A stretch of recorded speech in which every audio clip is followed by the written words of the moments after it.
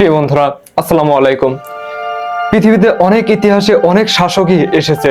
এই পৃথিবীতে বহু শাসক এসেছে, যেই বহু শাসকের শাসন নিরীহ মানুষের উপর কঠোরভাবে প্রয়োগ হয়েছে। তবে এতগুলো ইতিহাসের মধ্যেও কিছু ভয়ঙ্কর ভয়াবহ ইতিহাস রয়েছে, যেগুলো শোনার সাথে সাথে শরীরের রক্ত এমনিতেই বন্ধ হয়ে যায়।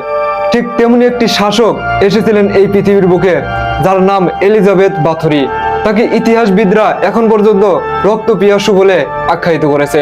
কিভাবে, কতটা নির্যাতন, কতটা অত্যাচার করলে একজন রানী, একজন শাসক ইতিহাসের পাতায় রক্ত পিয়াসু নামে আজও লিপিবদ্ধ হয়ে থাকে। প্রায় 650 জন নারীর রক্তে রাঙিয়েছিল তার রাজ্যকে। 1610 সাল হাঙ্গেরির এক দৈর্ঘ্যের ভেতর থেকে রাতে ভেসে আসতো আর্তচিৎকার। গুজব ছিল সেই দৈর্ঘ্যের ভেতরে শয়তানের খেলা চলে, কিন্তু যখন সত্যটা সামনে এলো তখন তা ছিল কল্পনার চেয়েও ভয়ঙ্কর।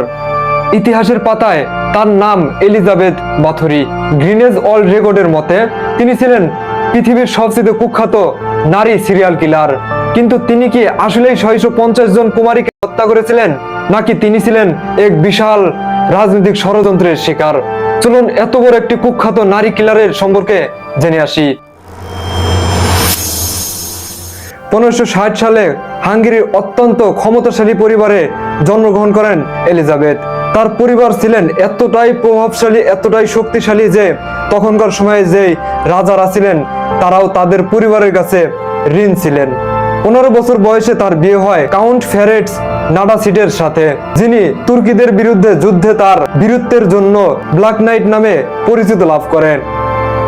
এলিজাবেথ বাথুরির স্বামী যুদ্ধে সবসময় ব্যস্ত থাকত, আর পুরো সাম্রাজ্য, পুরো দৈর্ঘ্য এলিজাবেথ বাথুরি নিজেই নিয়ন্ত্রণ করত। তিনি ছিলেন অত্যন্ত শিক্ষিত, অত্যন্ত দক্ষতা। তিনি অনেক ভাষার উপরও পারদর্শী ছিলেন, এবং তখনকার সময় এমন নারী পাওয়া বিরল ছিল। প্রতিটা নারীর থেকে তিনি অন্যরকম ছিলেন, অন্যরকম আলাদা ছিলেন। তার ইতিহাস ঐতিহ্য এতটা ভয়ঙ্কর, এতটা ভয়াবহ, যা মানুষের রক্ত নিমিষেই ঠান্ডা করে দেয়। তখনকার অত্যন্ত অহংকারী, অত্যন্ত ক্ষমতাশালী, অত্যন্ত সুন্দরী নারী ছিলেন তিনি। 1604 সালে স্বামীর মৃত্যুর পর এলিজা বাথরির উপর বিভিন্ন ধরনের অভিযোগ উঠতে শুরু করেন। মূলত তার দৈর্ঘ্যের ভৃত্যদের উপর নির্যাতনের কথা শোনা যায়। তিনি এতটাই নৃশংস আর এতটাই ভয়ঙ্কর ছিলেন যে আজও পর্যন্ত ইতিহাসবিদরা তার নামের আগে পরে কুখ্যাত নামটি ব্যবহার করেছেন। তিনি তখনকার সময় এতটা স্বৈরাচারী ছিলেন, মানুষের উপর তার কোনো ভালো প্রভাব থাকতো না। তিনি ছিলেন কালো জাদুর বিদ্যায় পারদর্শী, এবং তার কালো জাদু বিদ্যা এবং তার সৌন্দর্য, যৌবন ধরে রাখার জন্য তিনি খুন করেছেন একাধিক তরুণীকে। তিনি একাধিক তরুণীর রক্তে গোসল করেছেন, শয়তানের উপাসনা করেছেন। নিজের কালো জাদু এবং যৌবন ধরে রাখার জন্য এলিজাবেথ দেশের বিভিন্ন প্রান্ত থেকে বিভিন্ন স্থানের যুবতী তরুণীদের ধরে নিয়ে আসতেন এবং তাদের রক্তে গোসল করতেন। এলিজা বাথরির উপর বিভিন্ন ধরনের অভিযোগ উঠতে শুরু করেন এবং তাদের রক্তে গোসল করে শয়তানের উপাসনা করতেন। ভাবা যায় একটা মানুষ কতটা নৃশংস হলে মানুষের রক্তের গোসল করতে পারে। একটা মানুষ কতটা নৃশংস হলে যুবতী তরুণীদের ধরে এনে প্রতিনিয়তই শয়তানের উপাসনায় নিযুক্ত থাকতেন। কতটা ভয়ঙ্কর, কতটা কঠোর ছিলেন তিনি। ইতিহাসবিদদের মতে এলিজাবেথ প্রায় 650 জনের মতো তরুণীকে হত্যা করেছিলেন এবং 650 জন তরুণীর রক্তে গোসল করে তিনি শয়তানের উপাসনা করেছিলেন, শুধু একমাত্র কালো জাদু এবং তার যৌবনকে ধরে রাখার জন্য। তার এই কঠোর পরিশ্রম, তার এই নিষ্ঠুরতার পরিচয় দিয়েছিলেন। গিনেস বুক অফ ওয়ার্ল্ডে এলিজাবেথ বাথুরিকে ইতিহাসের সবচেয়ে বেশি ধূর্ত ও বর্বর খুনি নারী হিসেবে আখ্যায়িত করা হয়। 1610 সালে হাঙ্গেরির রাজা মেথিয়াস এলিজাবেথের বিরুদ্ধে অভিযোগের তদন্তের শুরু করেন। চ্যাকটিস ক্যাম্পসে হানা দেন এবং এই হামলার পর তখন সেখানে কিছু মৃত এবং আহত নারীদের করে থাকা প্রমাণ মিলে, এবং এলিজাবেথের প্রমাণ হিসেবে এক ডায়েরি উদ্ধার করা হয়। এলিজাবেথের 4 জন সহযোগীকে বিচারের পর মৃত্যুদণ্ড দেওয়া হয়। তবে রাজকীয় রক্তপাত ঘটার কারণে এলিজাবেথকে তৎক্ষণাৎ কোনো আনুষ্ঠানিকভাবে শাস্তি দেওয়া হয়নি। এলিজাবেথ বাথরিকে তার নিজেরই এক দৈর্ঘ্যে বন্দী করে রাখা হয়। তিনি প্রায় 650 জন তরুণীর রক্তে গোসল করেছিলেন।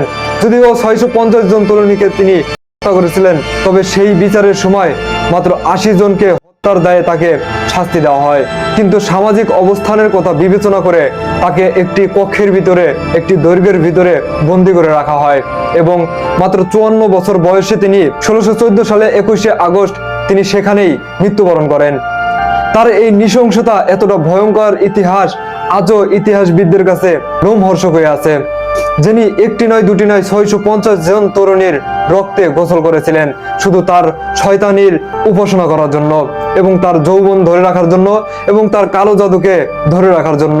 তিনি কতটা ভয়ঙ্কর ছিলেন, কতটা ভয়ঙ্কর একটি নারী ছিলেন।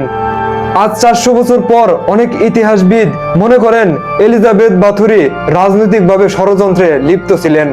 রাজা ম্যাথিস এলিজাবেথের পরিবারের কাছে বিপুল পরিমাণের ঋণ ছিলেন এবং এলিজাবেথকে দোষী প্রমাণ করতে পারলে রাজার সেই ঋণ শোধ করতে হতো না। এলিজাবেথ বাথুরির পরিবার এতটাই ধনী এবং এতটাই প্রভাবশালী ছিলেন যে তখনকার যে রাজা মেথড, তিনিও সেই পরিবারের ঋণ ছিলেন, সেই পরিবার থেকে ঋণ নিয়ে তার রাজ্য চালিয়েছিলেন। এখানে অনেক ষড়যন্ত্র রয়েছে এবং তখনকার সময় প্রমাণও পেয়েছে এলিজাবেথ বাথুরি তিনি একজন হত্যাকারী ছিলেন। তিনি তরুণীদেরকে ধরে এনে তার রূপচর্চার জন্য করতেন। প্রিয় বন্ধুরা, কতটা নৃশংসের ইতিহাস, কতটা অত্যাচারের ইতিহাস এই পৃথিবীকে ঘিরে রয়েছে তা আজ আমাদের সকলেরই অজানা। ভিডিওটা যদি ভালো লাগে, শুধু আপনাদের কাছে আমার একটি রিকোয়েস্ট, শুধু আমাকে একটু সাপোর্ট করুন। ধন্যবাদ।